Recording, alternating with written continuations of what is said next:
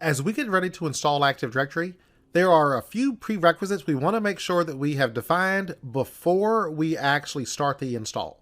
The first, domain controllers require static IP addresses. So you have to have a static IP address on the machine. If not, you will get error messages during the install. We also have to name the computer before you install Active Directory. The reason that's important, you cannot change the computer name after Active Directory is installed, so be sure you have the name you want. If you do not have the name you want, it's a long, drawn-out process to change it after you've made it a domain controller. Make sure the DNS server addresses are defined as well. What happens when you install Active Directory is it will also give you the option to install and configure this DNS service. And as we briefly mentioned earlier, DNS is a service that takes a name and it resolves a name to an IP address. Now, it does a few other things, but that's the most common function. When Active Directory is installed, it creates several records related to DNS automatically.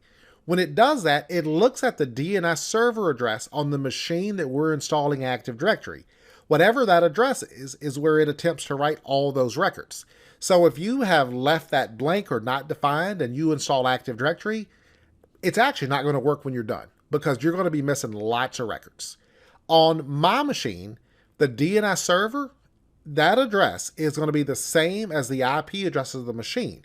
It's going to use itself for DNS, so it's going to write all those records directly to the local machine itself.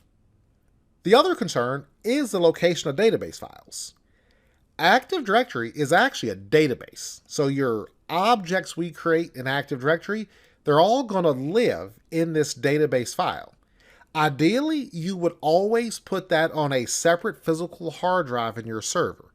When you install Active Directory, it's going to give you the option to decide where all these database files and transaction logs should go, so you can decide. Now, it is fine to keep them on the C drive. That is what I will do in the lab environment here. So it's going to go on the same drive as the operating system. In a real world, you would want to have the operating system on one drive, and you would want Active Directory installed on a different physical drive, so there's no disk contention between the two. So be sure you have planned for those.